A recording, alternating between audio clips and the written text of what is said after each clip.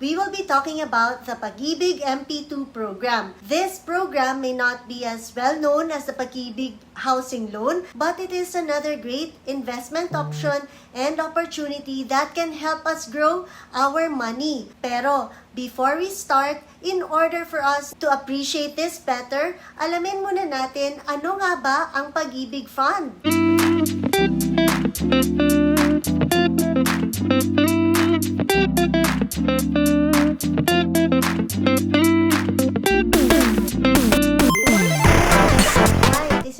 Fernando and I'm from Bramford Financials. Welcome back to our channel mga ka-RFF. Sa panahon po ngayon, kung kailan very unpredictable ang performance ng stock market, marami po sa atin ang naghahanap ng mga mas simple at mas predictable at medyo mas stable pa na mga investment instruments. Kaya naman po, minarapat naming pag-usapan ang isa sa mga nangunguna ngayong mga konserbatibong instrumento. And yes, we will be talking about the Pag-IBIG MP2 program. This program may not be as well known as the Pag-IBIG housing loan, but it is another great investment option and opportunity that can help us grow our money. Pero before we start, in order for us to appreciate this better, alamin muna natin ano nga ba ang Pag-IBIG Fund. The Pag-IBIG Fund, also known as the Home Development Mutual Fund or HDMF, is a government-owned and controlled corporation dito po sa Pilipinas. Na-establish po ito noong 1978 upang makapagbigay ng abot-kayang housing, financing,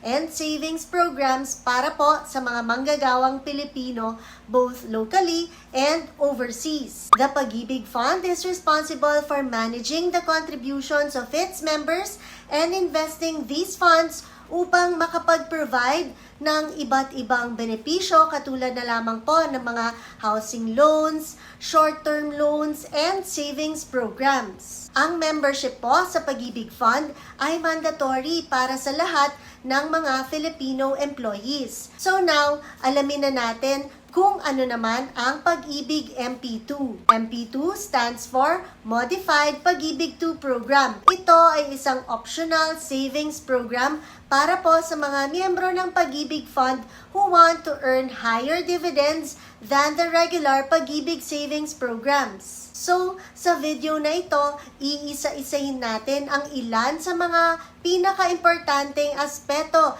na dapat po nating malaman patungkol sa instrumentong ito. So, simulan na natin. Let's dive in and learn the 5 important things you need to know about Pag-IBIG MP2. Number 1. It has high dividend rates. Ang una ninyong dapat malaman tungkol po sa Pag-IBIG MP2 is that it offers high dividend rates. Alam niyo ba na the annual dividend rate for MP2 in 2022 was 6.12%? This rate is higher than most of the time deposits during this time, as well as the regular Pag-IBIG savings program, which only offers a dividend rate of about 3%.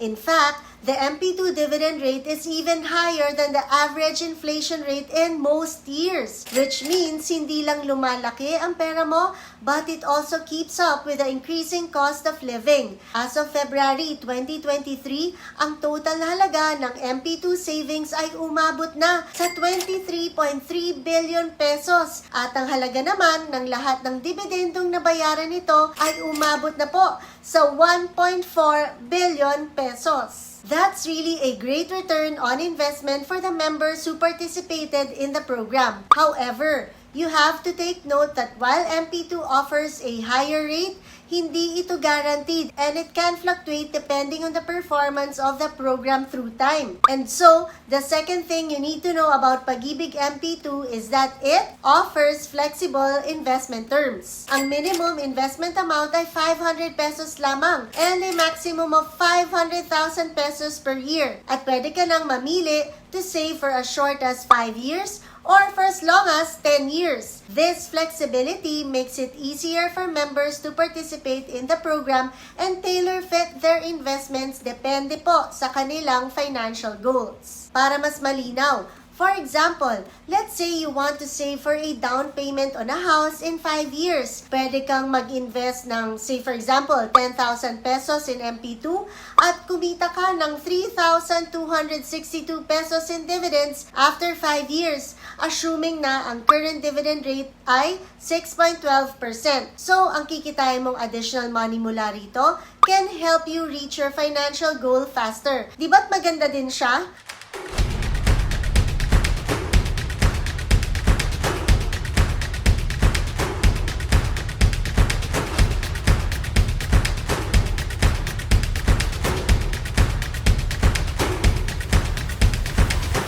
Moving on, the next thing is number 3, which is tax-free dividends. Ang pangatlong dapat mong ma-appreciate about Pag-IBIG MP2 is that the dividends you earn from the program are all tax-free. That's right! Di mo na kailangan mag-worry sa pagbabayad ng taxes sa pera na kinikita mo from MP2. Marahil mapapaisip ka, kung paano nga ba nangyayari yon? This is made possible because the government wants to encourage more Filipinos to save and invest their money in longer-term instruments like MP2 for the future. And so, moving on, the next one is number 4, which is low risk. The fourth thing you need to know about Pag-IBIG MP2 is that it is a low risk investment. Ito ay napaka-konserbatibo po. Bagay po ito sa mga taong takot sa akyat baba ng stock market. Siguradong safe and secure ang investment mo with the government. Pag-IBIG invests our money in low risk government securities which are backed by the Philippine government. Sa pamamagitan po nito, nami-minimize nito ang risk of losing your capital and ensures that your investment is stable and reliable. Di po tulad sa ibang mga investment instruments kung saan ang issuer ay questionable. However, you have to note na kung ikaw ay naghahanap ng insurance, Pag-IBIG MP2 is not po insured by the Philippine Deposit Insurance Corporation or PDIC. Di po tulad ng mga bank deposit products na nakasanayan na natin. And so, last but not the least is number 5, which is no penalties for early withdrawal. The fifth and final thing you need to know about Pag-IBIG MP2 is that there are no penalties for early withdrawals. Napakagandang feature nito, lalo na pag biglaan mong kailangang tanggalin ang pera mo. Wala po itong exit fees kung tawagin. Unlike other investments that charge fees for early withdrawals, pwede mo pong i-withdraw ang pera mo from MP2 without any penalties. This gives you the added flexibility to use your money whenever you need it. Now, dahil pag-withdraw na ang pinag-uusapan natin, alam namin ang susunod na tanong ninyo, paano nga ba tayo makakapag-withdraw dito? You can withdraw your savings and dividends after your chosen investment term has ended. Maaari mo ring piliin na mag-renew ng inyong MP2 account for another term or even withdraw your savings and close your account. At upang ma-withdraw mo ang iyong savings, kailangan mo lamang mag-fill out ng MP2 withdrawal form at i-present ito sa kahit anong Pag-IBIG branch na malapit sa iyo, after which your savings will be credited to your nominated bank account na within 7 to 15 working days. Again, ang pag-withdraw ng inyong MP2 savings ay napakadali lamang. Just download the MP2 withdrawal form from the Pag-IBIG website and fill it out. Kailangan mo lamang po na mag-provide ang inyong mga MP2 account numbers, investment term, and bank account details. Once you have filled out the form, present it lang to any Pag-IBIG branch near you along with a government-issued ID. Ang ibig sabihin po ng valid ay dapat hindi pa po expired ang ID na ipapakita mo. After which, your savings will then be credited to your nominated bank account within 7 to 15 business days. However, while Pag-IBIG does not charge us anything for early withdrawals,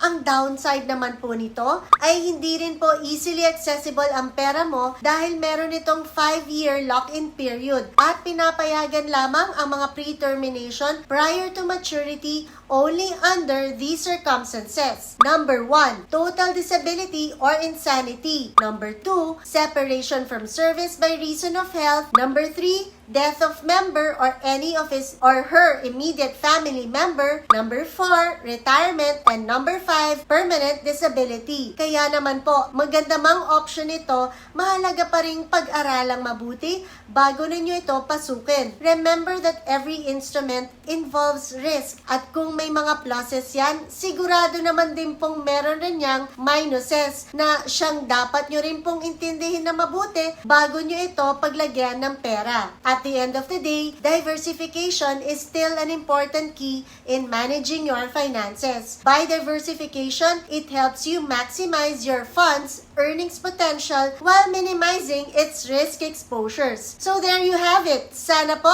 ay may natutunan kayo sa simpleng video na ito. If you have friends or relatives who might be interested of these contents, I hope you can share this video with them. And for those who haven't yet, kindly also subscribe na din po to our YouTube and TikTok channels so we can be with you in your financial journey. Again, this has been Jung Fernando saying thank you so much for watching, for your continued support, and we'll see you in our next video.